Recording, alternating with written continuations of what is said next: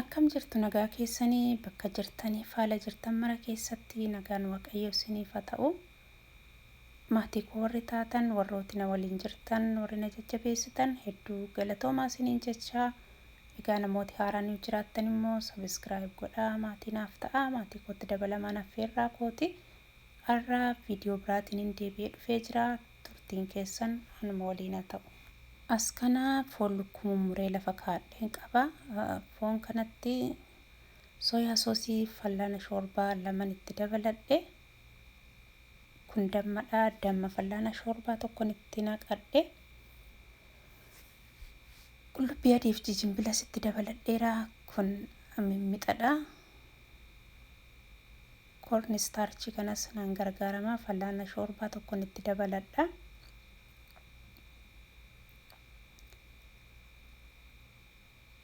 Kun oregaanoodha. Xiqqoo isheen itti dabaladhaa. Fooliin isaa baay'ee natti tola waan ta'eef namatti tola, baay'een jaalladha.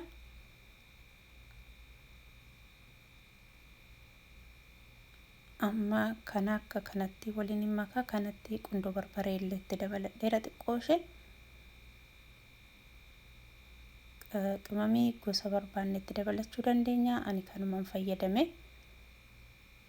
Kan nutti tolu wanta barbaanne itti daballee qopheeffachuu dandeenya. Akkanatti amma qimamoota asitti naqee kana kan waliin makamuu fi walitti akkasitti walitti sochoosa yookiin walitti laaqa. Waliin makeeni erganne wantoota asitti naqee waliin wal fudhateen booddee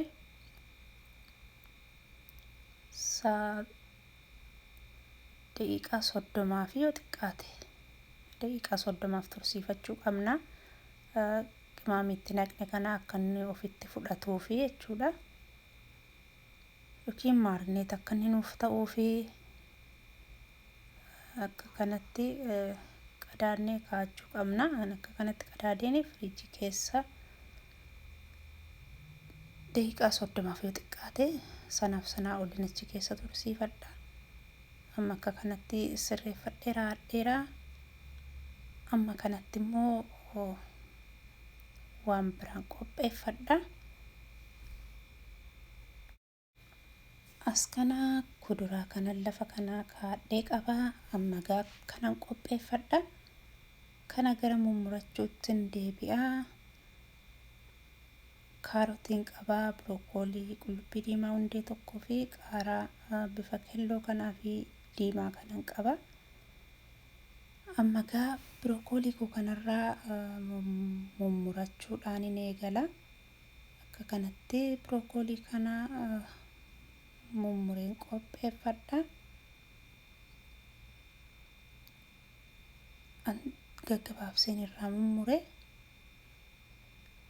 Akka dhedheeressuu goone morrellee rakkoon qabu. Kanatti aansuudhaan qaaraa kana muree qopheeffadha.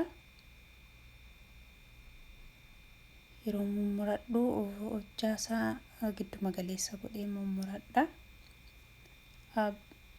Akka inni foon lukkuu sana hojjaansaa na jalaan caallee amma dandeetti akkanattiin qopheeffadha. Akka kanatti hundasaa muree qopheeffadheera hadheera. Amma distii abiddarra kaadheen jira. Distii kana keessatti ashaboo itti naqadheera. Kana keessatti kaarotii naqadhe. Kaarotiin kun erga isheen xiqqoo keessa turteen booddee kanatti birookooliin itti dabaladha.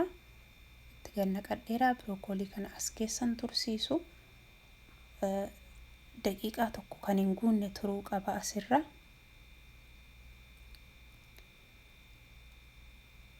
Amma akka kanatti kun naaf ga'eera. Distii abiddarra kaadheen jira. Distii kanatti zayitii naqadhe.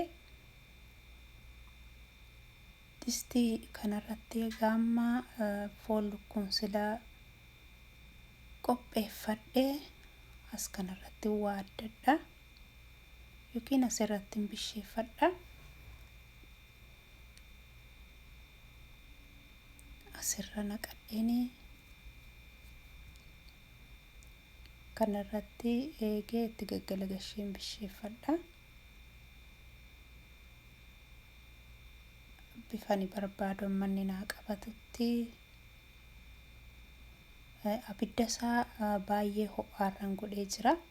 Haayirra godheen jira maaliif bishaan akka inni of keessatti calaluun barbaanne bishaan akka inni of keessatti qabatu gatiin barbaanneef haayirra yeroo ta'u immoo bishaan of keessatti hin qabatu. Akka kanatti bareedee naaf ga'ee jira. Amma kun bishaateera kanarraa hadheen jira. Kanatti aansuudhaan ammallee distii koo kanatti zayita naqadheen distii kanarratti amma shunkurtaan itti dabaladha. Shunkurtii kootti gad naqadhee mummuree kuni dhiisuus hin dandeenya, fayyadamuus hin dandeenya. Jalatti shunkurtii kana zinjibilaa fi qullubbii adii itti dabaladheen jira. Itti gargaaramuu dhiisuu hin dandeenya. Qullubbii diimaa kan akkasitti mummurree maaliif jalqaba kuduraan qopheeffadhe waliin qullubbii diimaa hundee tokko muree qopheeffadheera waan ta'eef otuu akka kanatti hin gargaaramin akkasumaan sanuma duwwaadhaan fayyadamuu hin dandeenya.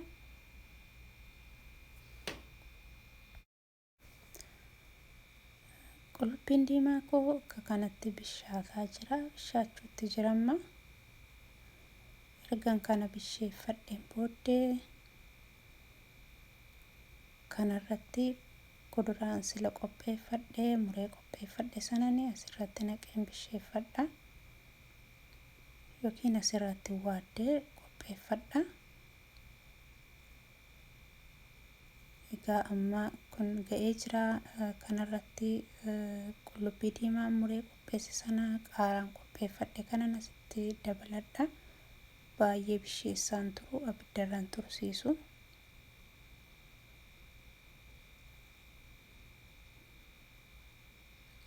Akka kanatti ergan akkas qopheeffadhee kanatti sooyaa soosiin itti dabaladhe.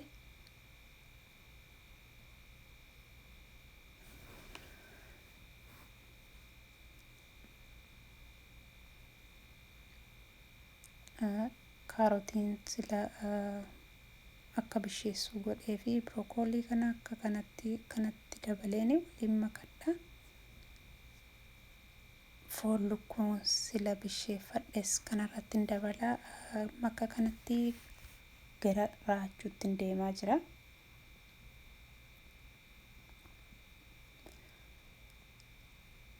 Baay'ee namatti tola.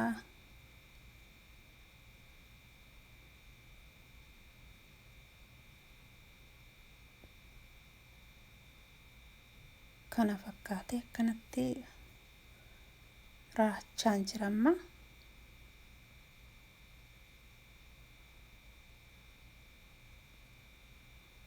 Ashaboo xiqqoo isheetti dabaladheera.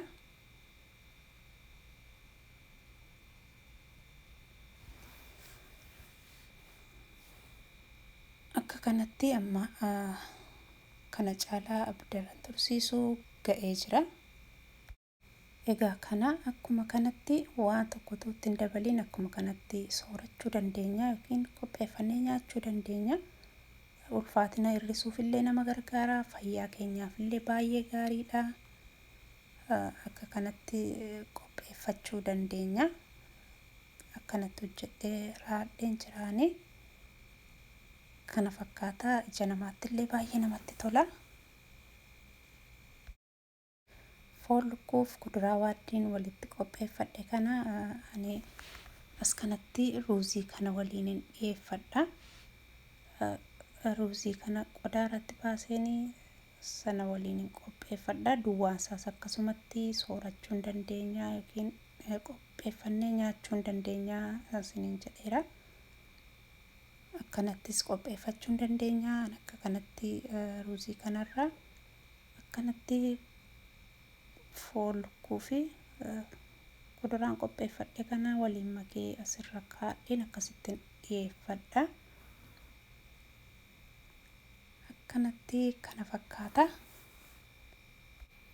Foon lukkuu kuduraa waaddii waliin ani qopheeffadhe kana fakkaata ture. baay'ee namatti tola.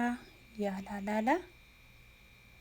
Akka isinitti tolu immoo abdiin qabaa. Yoo isinitti tolee jiraate like, share, subscribe gochuu hin dagatina. Torban kun torban nagaa isiniif haa ta'u. Biyya nagaa keessa jiraadhaa. Torbeetti waa yaaddan argattan isiniif haa ta'u. Viidiyoo biraatiin amma walitti deebinutti nagaa keessanaaf tura. Bye.